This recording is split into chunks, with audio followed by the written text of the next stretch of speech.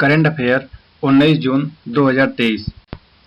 भारत अवसंरचना परियोजना विकास वित्त पोषण India infrastructure project development fund योजना के संदर्भ में निम्नलिखित कथनों पर विचार कीजिए। स्टेटमेंट 1। यह वर्तमान में एक केंद्रीय क्षेत्र की योजना के रूप में प्रशासित है। 2। यह ब्याज मुक्त ऋण के रूप में प्रायोजक प्राधिकरण को परियोजना विकास व्यय का 50% तक योगदान देता है। 3। यह एक अनुमोदन समिति द्वारा प्रशासित होता है जिसका अध्यक्ष आर्थिक कार्य विभाग का संयुक्त सचिव होता है। उपयुक्त कथनों में से कितने सही हैं?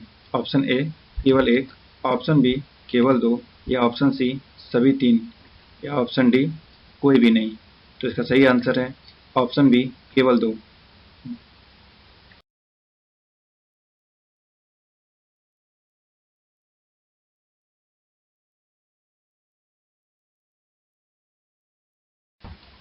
व्याख्या। भारत अवसंरचना परियोजना विकास वित्त पोषण India infrastructure project development fund को आर्थिक मामलों के विभाग DEA वित्त मंत्रालय भारत सरकार के प्रारंभिक कोष के साथ बनाया गया था। एक सार्वजनिक निजी भागीदारी परियोजनाओं के विकास का समर्थन करने के लिए 100 करोड़ रुपए के कोष के साथ एक परिक्रामी निधि की स्थापना।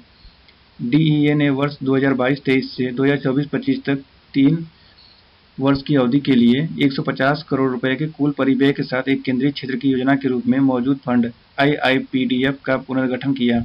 अतः कथन 1 सही है।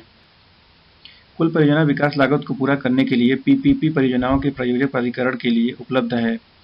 वित्तीय परिव्यय IIPDF ब्याज मुक्त ऋण के रूप में प्रायोजक प्राधिकरण को परियोजना विकास व्यय का 75% तक योगदान देगा।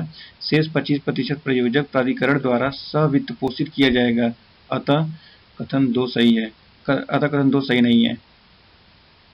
बोली बिडिंग प्रक्रिया के सफल समापन पर सफल बिडर से परियोजना विकास व्यय की मांग की जाएगी। हालांकि असफल बिडिंग की स्थिति में ऋण को अनुदान में परिवर्तित कर दिया जाएगा।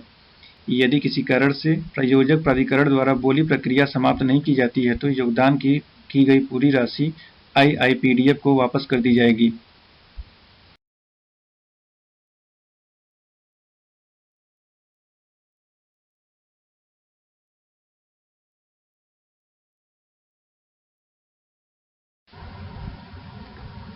अनुमोदन समिति IIPDF योजना का प्रशासन अनुमोदन समिति द्वारा किया जाता है। अनुमोदन समिति की संरचना इस प्रकार है। आर्थिक कार्य विभाग का संयुक्त सचिव अध्यक्ष। अतः कथन 3 सही है। नीति आयोग के प्रतिनिधि, उप सचिव, निजी निवेश इकाई, आर्थिक कार्य विभाग सदस्य सचिव। इस प्रकार केवल 2 कथन सही हैं। नेक्स्ट क्वेश्चन, निम्नलिखित कथनों पर विचार कीजिए। स्टेटमेंट 1। अमेरिका और भारत के बीच उच्च ब्याज दर का अंतर अमेरिका एवं भारत को विदेशी निवेशकों के लिए एक आकर्षक विकल्प बनाता है। 2। भारत में उच्च आयातित मुद्रास्फीति आयातित वस्तुओं की कीमत। 3। भारत के ऋण और इक्विटी बाजारों से उच्च पूंजी का बहिर्वाह तथा भीतर के लिए परिसंपत्ति की कीमतों में गिरावट। अमेरिकी फेडरल रिजर्व की नीतिगत दरों में वृद्धि के लिए उपयुक्त में से कौन परिणाम सही है? ऑप्शन ए केवल 1 और 2, ऑप्शन बी केवल 1 और 3, ऑप्शन सी केवल 2 और 3, या ऑप्शन डी 1, 2, 3। इसका सही आंसर है ऑप्शन सी केवल 2 और 3। व्याख्या।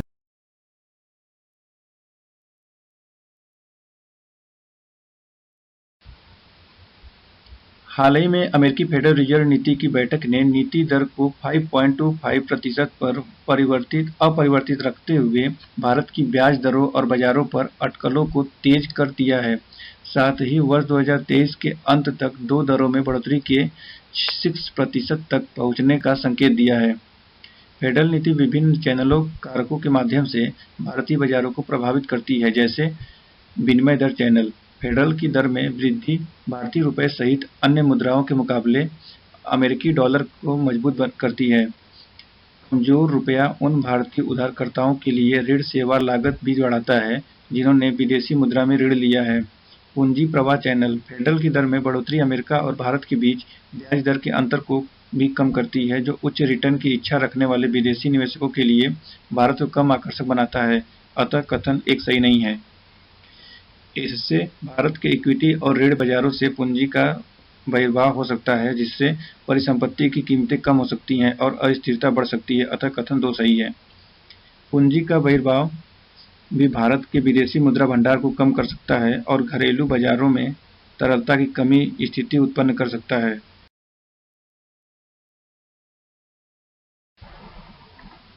मुद्रास्फीति चैनल।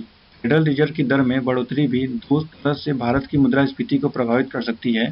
सबसे पहले कमजोर रुपया भारत हेतु आयातित मुद्रास्फीति को बढ़ा सकता है, क्योंकि इससे तेल, सोना और इलेक्ट्रॉनिक्स जैसे आयातित वस्तुओं की लागत बढ़ जाती है। अतः कथन 3 सही है। दूसरा, मजबूत अमेरिकी मांग के कारण उच्च वैश्विक कमोडिटी की कीमतें भी भारत की घरेलू मुद्रास्फीति को बढ़ा सकती है, क्योंकि यह कृषि विनिर्माण और सेवाओं जैसे विभिन्न क्षेत्रों हेतु इनपुट लागत को प्रभावित। नेक्स्ट क्वेश्चन, प्रधानमंत्री किसान सम्मान निधि पीएम किसान के संदर्भ में निम्नलिखित कथनों पर विचार कीजिए।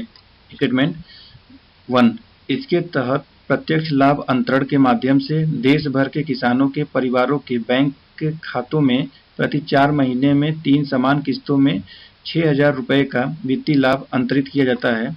2, यह भारत सरकार द्वारा 100% वित्त पोषण के साथ एक केंद्रीय क्षेत्र की योजना है। 3, यह योजना केवल 2 हेक्टेयर तक की भूमि वाले लघु और सीमांत किसानों पर लागू होती है। उपयुक्त कथनों में से कितने सही हैं? ऑप्शन केवल 1, ऑप्शन बी केवल 2, ऑप्शन सी तीनों या ऑप्शन डी कोई भी नहीं। तो इसका सही आंसर है ऑप्शन बी केवल 2।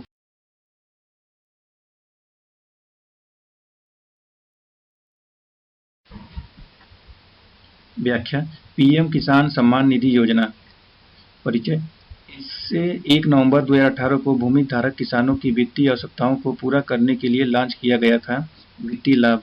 इसके तहत प्रत्यक्ष लाभ अंतरण के माध्यम से देश भर के किसानों के परिवारों के बैंक खातों में प्रति 4 महीने में 3 समान किस्तों में 6,000 रुपये का वित्तीय लाभ अंतरित किया जाता है। अतः कथन एक सही है। योजना के दायरा।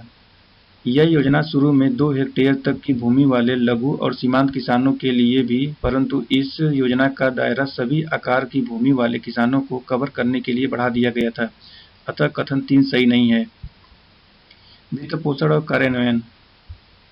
यह भारत सरकार द्वारा 100% वित्त पोषण के साथ एक केंद्रीय क्षेत्र की योजना है। अतः कथन 2 सही है। इसका क्रियान्वयन कृषि और किसान कल्याण मंत्रालय द्वारा किया जा रहा है।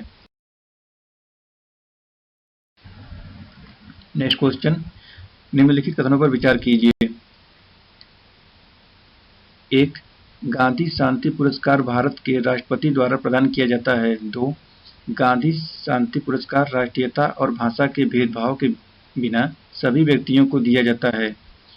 उपयुक्त कथनों में से कौन सा कथन सही नहीं है? ऑप्शन केवल 1, ऑप्शन बी केवल 2, या ऑप्शन सी 1 और 2 दोनों, या ऑप्शन डी न तो 1 और न ही 2। तो इसका सही आंसर है ऑप्शन डी, न तो 1 और न ही 2, यानी दोनों कथन सही।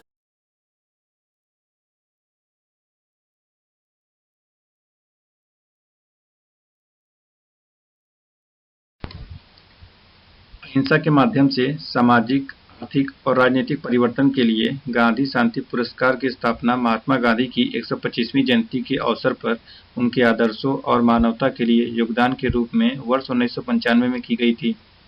इस पुरस्कार में 1 करोड़ रुपए की राशि, एक प्रशस्ति पत्र, पट्टिका और पारंपरिक हस्तकला या हथकरघा वस्तु शामिल है।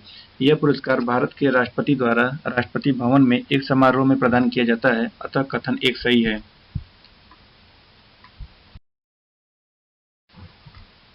महत्व। यह पुरस्कार उन व्यक्तियों, संघों, संस्थाओं या संगठनों को दिया जाता है जिन्होंने शांति, अहिंसा और मानवीय कष्टों के निवारण के लिए निस्वार्थ भाव से कार्य किया है। पुरस्कार राष्ट्रीयता, नस्ल, भाषा, जाति, पंथ या लिंग के भेदभाव के बिना सभी व्यक्तियों को दिया जाता है। अतः कथन 2 सही है। पुरस्कार को 2 व्यक्तियों, संस्थानों के बीच विभाजित किया जा सकता है जिन्हें ज्यूरी द्वारा समान रूप से योग्य माना जाता है।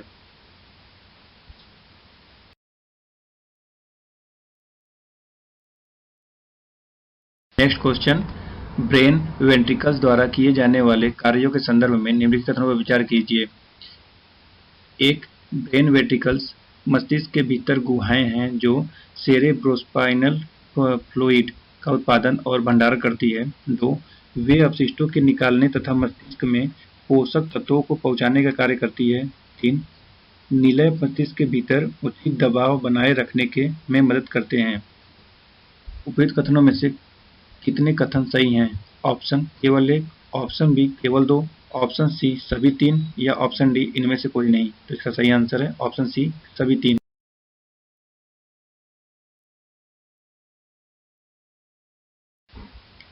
व्याख्या। ब्रेन वेटिकल्स ब्रेन वेटिकल्स मस्तिष्क के भीतर गुहाएं हैं जो सेरेब्रोस्पाइनल फ्लूइड का उत्पादन और भंडारण करती है। यह मस्तिष्क तथा रीढ़ के चारों ओर परिसंचरण करती है जो उन्हें किसी प्रकार के आघात से बचाता है। अतः कथन एक सही है। मस्तिष्क में 4 निलय हैं। पहला और दूसरा निलय पार्श्व निलय हैं। ये सी आकार की संरचनाएं सेरेब्रल कॉर्टेक्स के प्रत्येक तरफ स्थित होती हैं जो मस्तिष्क की झुर्रीदार बाहरी परत है। तीसरा निलय ब्रेन स्टेम के ठीक ऊपर दाएं और बाएं थैलेमस के बीच स्थित एक संकीर्ण कीप के आकार की संरचना है। चौथा निलय हीरे के आकार की संरचना है जो ब्रेन स्टेम के साथ कार्य करती है। इसमें 4 छिद्र होते हैं जिनके माध्यम से मस्तिष्क मेरु, द्रव मस्तिष्क के आसपास के क्षेत्र, सबराचाविनेट स्पेस और रीढ़ की हड्डी की मध्यनिका में प्रभावित होता है। कार्य। सीएसएफ परिसंचरण नीले मस्तिष्क के मध्य रेखा में तीसरे निलय से जुड़े हुए हैं। विशेष रूप से पार्श्व निलय सीएसएफ इन वेटिकल्स निलय के माध्यम से प्रभावित होता है और मस्तिष्क एवं रीढ़ की हड्डी के चारों ओर परिसंचरण करता है जो अपशिष्ट उत्पादों को हटाने तथा बाह्य वातावरण के विनियमित करने में मदद करता है। इंट्राकैनायल दबाव की विनियमन वेंट्रिकल्स मस्तिष्क के भीतर उचित दबाव बनाए रखने में मदद करते हैं। सीएसएफ के उत्पादन, संचलन या अवशोषण में किसी भी व्यवधान से इंट्राकैनायल दबाव में असंतुलन हो सकता है जिसके परिणामस्वरूप हाइड्रोसिफल जैसी स्थिति उत्पन्न हो सकती है। अतः कथन 3 सही है। Thanks for watching. हमारे चैनल को सब्सक्राइब करें